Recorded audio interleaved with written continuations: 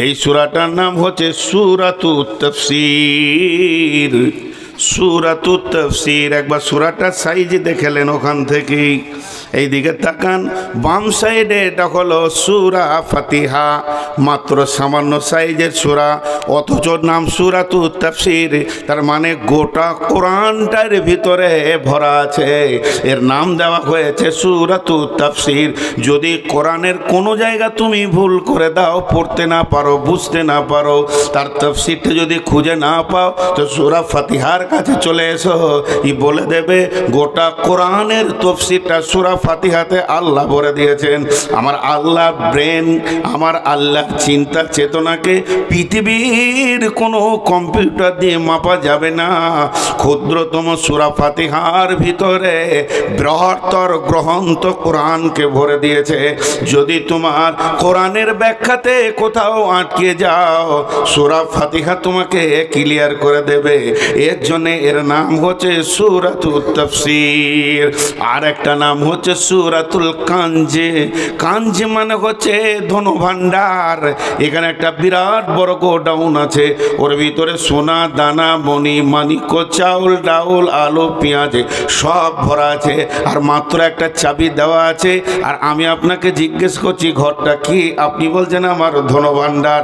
তো গোটা ধনভাণ্ডারটা সূরা ফাতিহার ভিতরে ভরা আছে।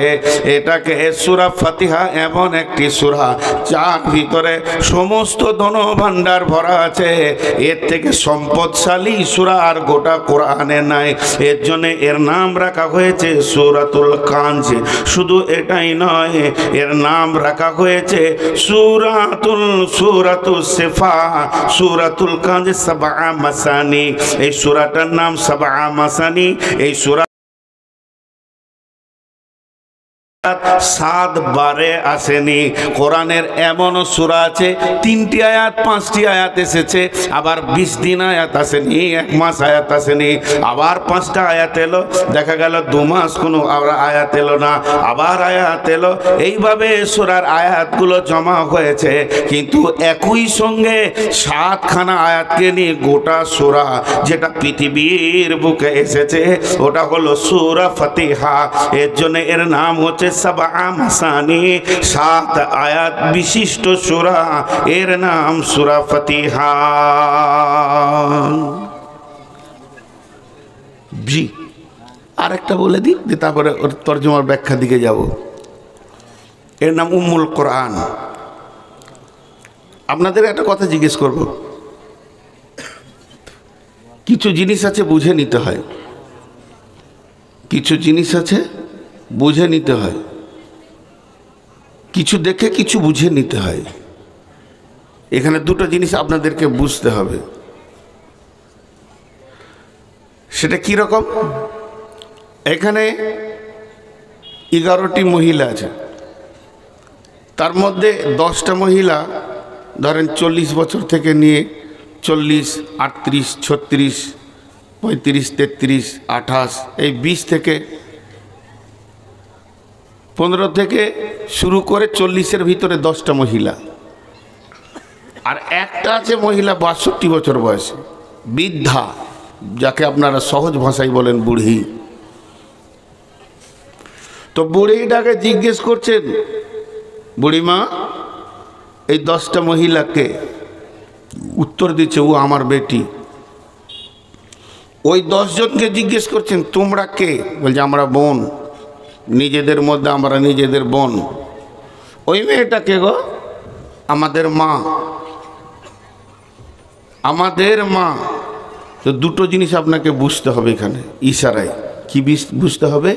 যে এই 10টা মহিলা একটা মহিলার পেট থেকে জন্ম নিয়েছে।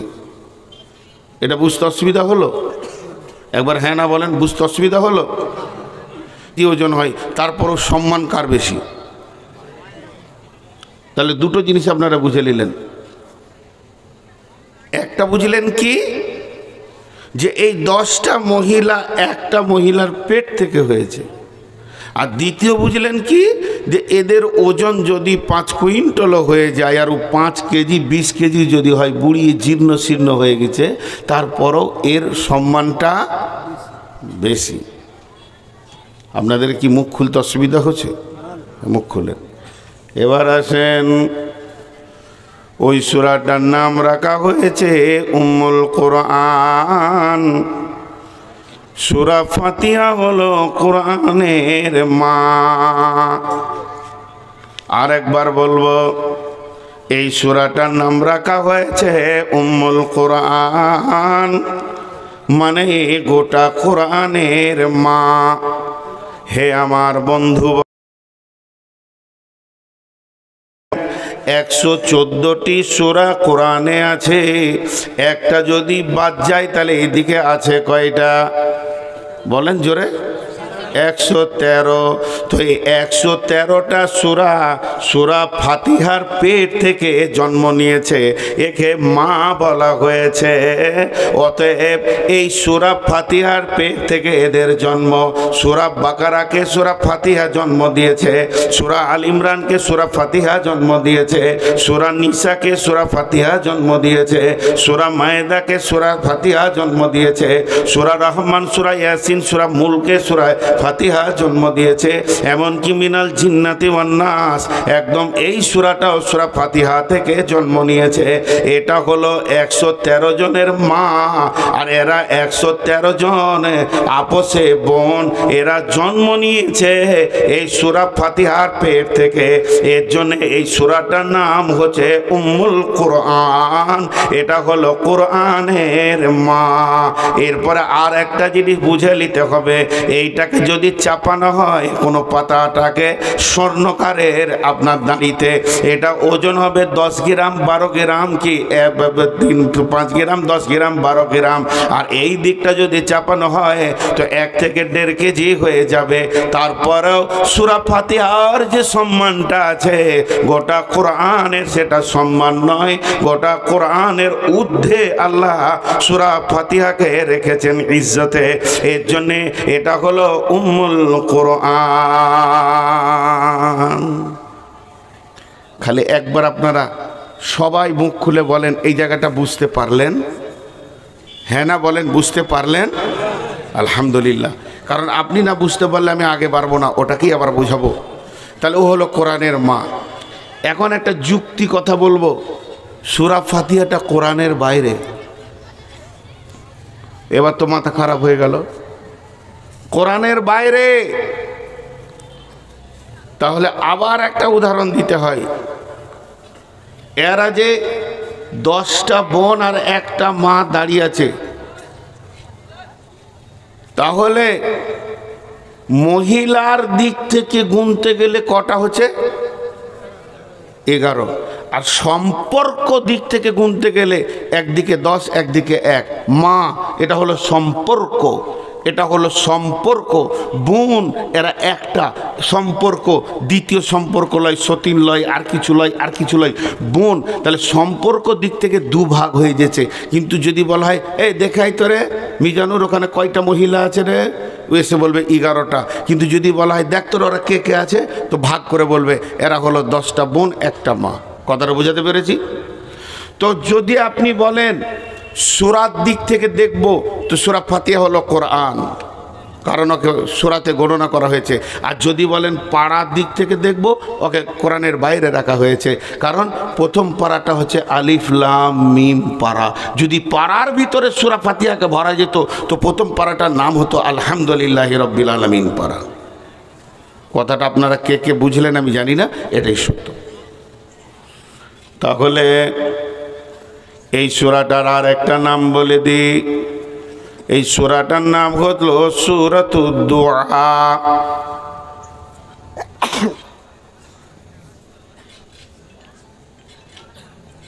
কই ওরা কোথা গেল গো? হে কই?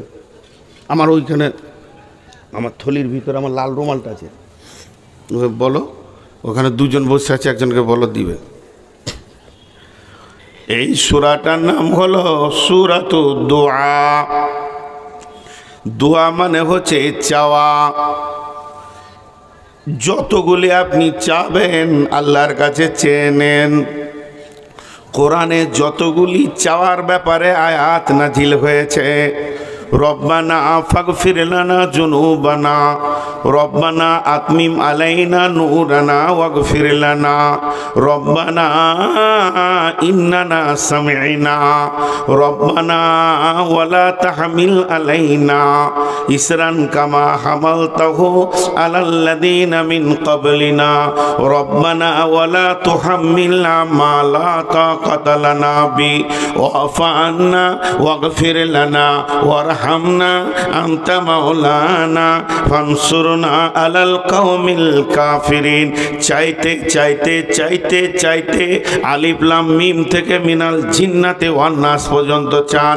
আর শুধু একবার লয়, একবার দুইবার দোহরে, তিনবার, চারবার, পাঁচবার, সারা জীবন যদি আল্লাহর কাছে চান, আপনার চাওয়াটা যতটা পরিমাণ হবে আর চাওয়ার গুরুত্বটা যত পরিমাণ হবে, যদি একবার আল্লাহকে বলে দেন ইহদিনাস সিরাতাল মুস্তাকিম, ওর থেকে লাখো গুণে বেশি চাওয়া হয়ে যাবে।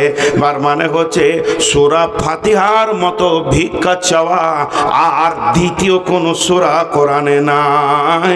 এর জন্য এই সূরাটার নাম হচ্ছে সূরাতুদ দুআ।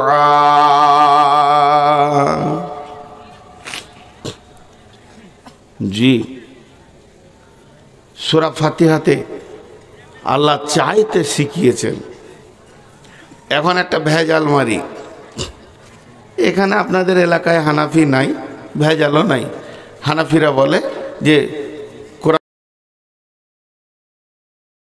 আল কুরআন ফাসতামিউ লাহু ওয়া আনসিতুম লাআল্লাকুম তুরহামুন, তুমি চুপচাপ শোনো তো আল্লাহ রহম নাজিল করবে। আর আমাদের আহলে হাদিসদের মত হচ্ছে ইমাম সূরা ফাতিহা পড়বে, তুমিও পড়ো। আল্লাহ রসুল বলেছেন লা সালাতা লিমান লাম ইয়াকরাউ বিফাতিহাতিল কিতাব, তোমার নামাজ হবে না, ওই রিকাতটা হবে না যে রিকাতে তুমি সূরা ফাতিহা পড়নি। এখন আল্লাহরটা নেবেন না রসুলেরটা নেবেন? তো আল্লাহরটাই নিতে হয়, কিন্তু আল্লাহরটা নিলাম, চুপ হয়ে গেলাম, আমরা সূরা ফাতিহা পড়ব না। তাহলে বিশ্বনবী কি কোরআনের ব্যাখ্যা বুঝেননি? বিশ্বনবী কি ধৃষ্টতা করেছেন আল্লাহর উপরে কথা বলে? এটা হতে পারে না, এটা কোনোদিনই না। তাহলে বিশ্বনবী কেন বলছেন যে তুমি পড়ো? বিশ্বনবী তো ওই আয়াতটা পড়েছে, তার কারণ আমার দিকে তাকান। এটা কি? আমি যেটা ধরেছি এটা কি? এটা কি? কেন মোচ? এটাও তো চুল। এটা কি? এটাও তো চুল। জায়গা চেঞ্জ করলে নামটা চেঞ্জ হয়ে যায়। যখন আপনি কোরআনটাকে খুলে সূরা ফাতিহা পড়বেন তখন হবে ফাতিহা, তখন হবে কোরআন। যখন আপনি এমনি তেলাওয়াত করবেন তখন হবে ও কোরআন। আর যখনই আল্লাহু আকবার বলে হাত বেঁধে নিয়ে, কারণ নামাজ কাকে বলা হয়? নামাজের ডেফিনেশন হচ্ছে দুটি, তার মধ্যে একটা হচ্ছে ইস্তাঈনু বিস-সবরি ওয়াস-সালাহ, তুমি ধৈর্য এবং নামাজের মধ্য দিয়ে আল্লাহর কাছে ভিক্ষা চাও। এখনই আজান হবে, আমরা উজু করে হুর করে মসজিদের দিকে যাব। কেন যাব? নামাজ পড়তে। জি না, আপনি বলেন বাদশার দরবারে ভিক্ষা করতে যাব। আমি গুনাহ করেছি, মাপ চাইব, আবার দিন দুনিয়ার ভিক্ষা চাইতে যাব। ওটা হলো পৃথিবী এবং আখিরাতের বাদশার দরজা, ওই জায়গায় ভিক্ষা চাইতে চললাম। অতএব যখন আমি ভিক্ষা চাওয়ার ভঙ্গিতে এইভাবে দাঁড়াবো, তখন ওইটার নাম সূরা ফাতিহা থাকবে না, ওর নাম হয়ে যাবে সূরাতুদ দুআ। এখন আমি চাইতে শুরু করেছি, আমি আর তেলাওয়াত করছি না, এটা আমি ভিখারি হয়ে গেছি। এর জন্য সকলে একসঙ্গে পড়া যাবে এবং আল্লাহর নবী পড়তে বলেছেন, এর নাম হচ্ছে সূরাতুদ দুআ।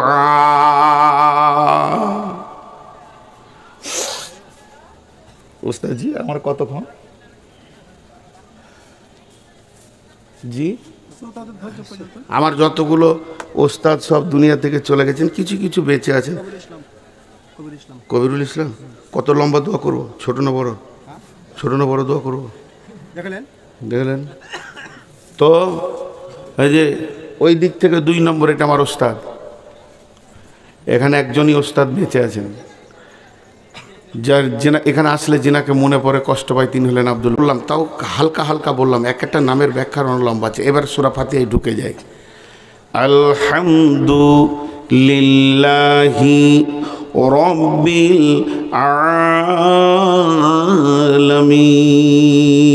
আলামিন। আমাদের মুখস্থ আছে না নাই? কার কার মুখস্থ নাই? 8-10টা হাত তুলেছে, ওদের মুখস্থ নাই। আছে, আসলে ভুল করে তুলে দিয়েছে। মহব্বতের সঙ্গে বলি, যদি আল্লাহর সঙ্গে প্রেম থাকে, কোরআনের সঙ্গে প্রেম থাকে, আর মহব্বত থাকে, তো গভীর রাত্রিতে একবার বলি, সকলে মহব্বতের সঙ্গে বলি, আলহামদুলিল্লাহি রব্বিল আলামিন। একটু সাউন্ডটা বাড়ানো যাবে না? লজ্জা লাগছে? লজ্জা যদি না লাগছে তা আল্লাহর কালাম পাক এবং শুরু সূরা ফাতিহা আর একটু জোরে বলেন, আলহামদুলিল্লাহি রব্বিল আলামিন। পাঠ পাঠ করে বলবো, আলহামদু সমস্ত প্রশংসা, প্রশংসা মাত্রই। এখানে আর দ্বিতীয় কেউ প্রশংসাতে ভাগ পাবে না, কেউ ঢুকবে না। একচ্ছত্র প্রশংসা কার জন্যে? লিল্লাহি, আল্লাহর জন্যে। সেই আল্লাহটা কেমন? ওই আল্লাহটা কেমন? ওই আল্লাহটা কেমন? তিনি হলেন রব্বিল আলামিন, বিশ্বকে পালনেওয়ালা। জি, রব মানে কি? রব মানে আল্লাহ নয়। আল্লাহর একটাই নাম। আল্লাহর কয়টা নাম? জি, কথা বলেন, আল্লাহর কয়টা নাম? একটা। বাকিগুলো আল্লাহর গুণ।